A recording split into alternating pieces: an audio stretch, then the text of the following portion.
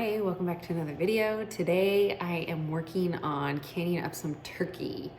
This video is meant to be kind of an instructional video for people who might be pressure canning for the first time, and specifically pressure canning either chicken or turkey. Chicken and turkey have the same pressure canning times, as well as I believe rabbit has the same.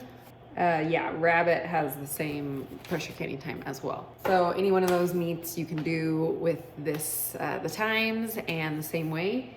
Now I'm doing a very basic method.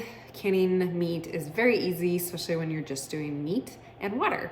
So I have done the pre-cooked method where I have pre-baked my turkey and I removed all the meat I could off the bones. And now I'm ready to can. I did that process yesterday, so I'm not gonna show that. Just bake your turkey like you normally would. Now, some things, I have all my canning jars ready to go. I have my lids rinsed and my rings ready, and I'm going to be stuffing the jars. I do have a pot of water warming. I'm not gonna get it boiling because things are, my jars aren't warm. So you don't want boiling water going into cold jars. So I just like get it lukewarm and then we heat everything up in the canner together. I might have to pause a few times in this video to go get my son because he seems like he's waking up when he should be napping right now, but we'll see how this goes. Now, I'm gonna try to bring you step by step what I do to can meat. And if you want to follow these instructions, great. If you have other ways you do it, then that's great too. Just, I'll leave some links for safe canning guidelines down in the description below, just in case you are a new canner and you want something to read up on, do your own research. So yeah, I am canning with a All-American 921 canner today. I know there's lots of pressure canners out there. Just follow the instructions for your pressure canner. So let's bring you down close and let's get started. Okay, so everything I have today is I have my wide mouth canning jars. You can use regular mouth, you can use quarts. Time is different for pints and quarts. Pints, pressure can for 75 minutes and quarts 90. I have my lids just rinsed. You do not need to pre-sterilize jars unless you would like to, but if you're canning for more than 10 minutes, you do not need to sterilize. I got my rings, and then I have my turkey that I took off the bone yesterday. This was a 23-pound turkey minus what we ate for dinner last night. So that is the meat I'm dealing with. I got my water going and I'm gonna get my canner going with some water here soon, and I will show you all that. A sweet friend got me an apron for my birthday. It's a cute Ballerina Farms one, so thought I should wear it. Hey, buddy. Are you so cute? Got my son, he just woke up from a nap. It's kind of cute, huh? Love it. Okay. So for the first step, we're gonna fill up our jars, and for that you just, I put in basically the size that I want to put in, that I want to eat out of the jar, because I got some big pieces coming off the thing. So I just kind of break them up and to the size I want, and then we're gonna fill the jar all the way to the top. So let's do that.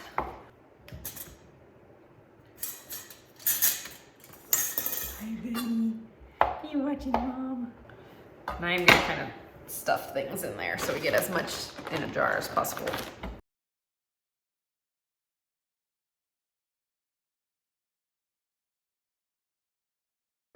Now the other method you could do for canning chicken or turkey is the raw pack method, and that's simply placing your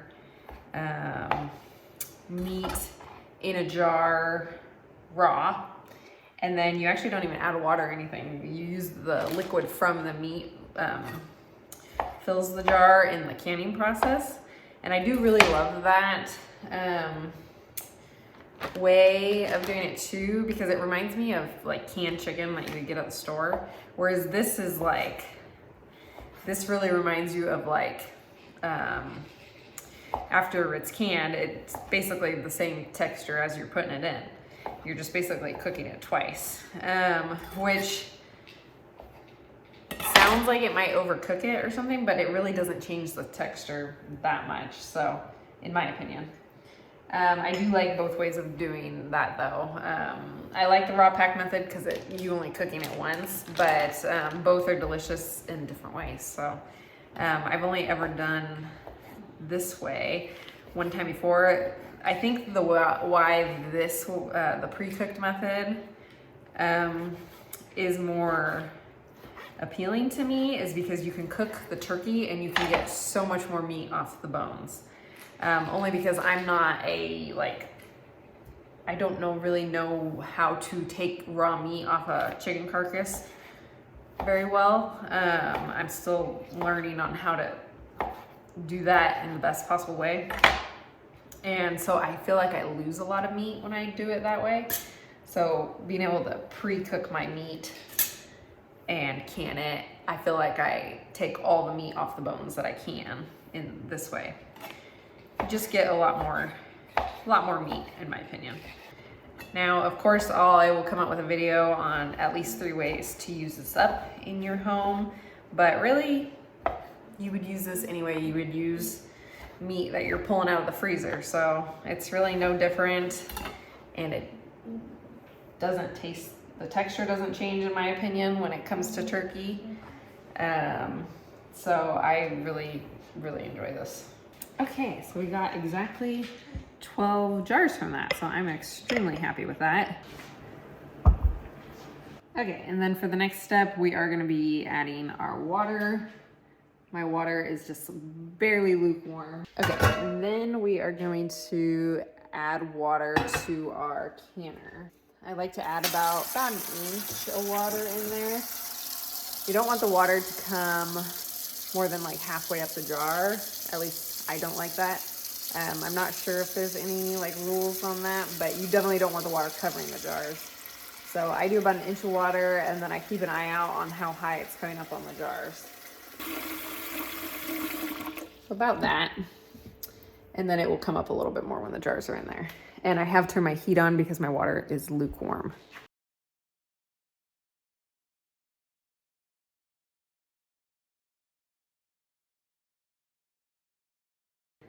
Okay, and then we are going to debubble. This step is important because it takes all the air bubbles out, and that actually adjusts. When you take all the air bubbles out and you get everything out, it actually adjusts your liquid headspace. So you see how much that one came down. You're gonna have to add more liquid to this. So it could look perfect, but you got to take those bubbles out to get that headspace perfect. And for me, about an inch headspace is to that first lip. I know it's probably different for everyone, but that's kind of what I've always considered to be an inch headspace.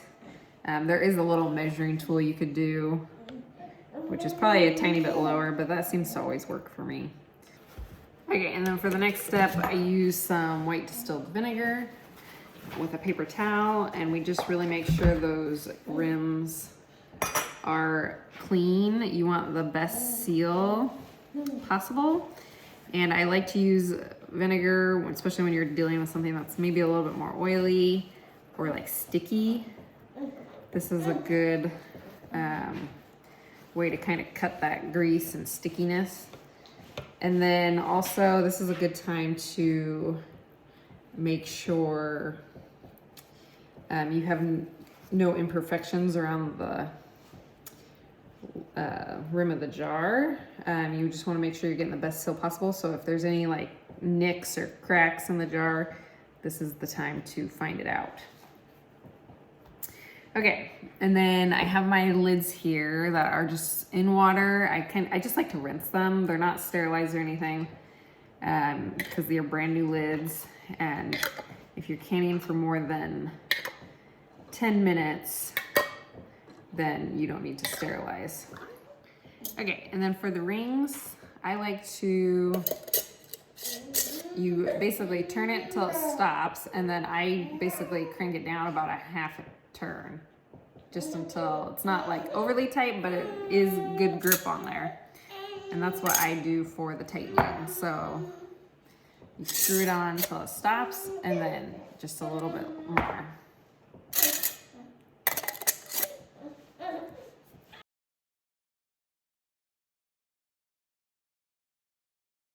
Okay, and then we're just gonna set them in our canner. And I'll kind of show you what it looks like when I have to put the rack in here. You should be able to fit in this canner 19 regular mouth pints. And then I think from my experience, you can only get 16 of the wide mouth. And typically I like to get a full canner, but today I was only able to get 12 jars, so that's what I'm doing. And so I have one of these on the bottom of the canner as well, and then this is my rack. So we're gonna put that on top here. Okay, and then it just sits on there and it makes sure the lip goes all the way around, like the jars are within it, so. And then we add more to the top. Okay, so then let's put our lid on. So you just kind of put it on, and then you turn it, and then see this lip right here? That you want even all the way around. So I kind of get eye level with it and make sure it's all the same all the way around. You you turn these at the exact same time to tighten them. So 2 at a time. Sorry, there's a lot of noise in the background because my son is getting fussy. And then this is the vent. This is the pressure gauge. We're gonna have it come up to temperature, and this, you're gonna see steam coming out of this, and you want steam coming out of that for 10 minutes before we put our weighted gauge on. And I will bring you back when that steam is coming out of the canner. Okay, so I have my, I don't know if you can see it kind of right there, my steam venting, and it's been going for about 10 minutes. So now I am going to stick my weight on, and that's what this is. For my altitude, I'm going 10 pounds of pressure. Just make sure you look up your altitude for the amount of pounds, or if you have a different canner, go off their instructions. So, and then just make sure you always use like a hot pad or a towel, because you do not want to burn yourself with the hot steam. So we're gonna stick this guy on there, just like that. And then we are waiting for this to come up to the 10-pound pressure mark. And then once that happens, this weighted gauge will start rattling. And you want a few rattles a minute. We're going for, so you'll have to kind of adjust your heat to get it to that. I'll bring you back when it starts rattling, and then we will start our timer for 75 minutes when it comes up to pressure. Okay, so we are rattling, and I'm just going to adjust my heat until I get about 3 to 4 rattles a minute. And we're setting our timer for 75 minutes. Okay, so my canner just ended, and I'm gonna show you what you need to do before you can open this. So before you can take this weight off and open these things up, you have to wait till this pressure gauge completely comes down to 0. That can take about 40 minutes to an hour. From when I've kind of timed it. And then once that goes down to 0, you can take this off. I like to let it vent for like 3 to 5 minutes after taking that off, and then you can open all of these up. Be very careful when you open them up because it's very hot and you don't want to burn yourself. I like to open it away from me. Okay, so I am going to end this video here. I'll show you the jars as they're coming out of the canner, and hopefully all of them sealed. I hope you found this video helpful if you are wanting to try pressure canning for the first time, or particularly canning meat for the first time maybe. So I hope you guys will give canning a try, and I thank you guys so much for hanging out with me, and I will see you guys on the next video. Bye.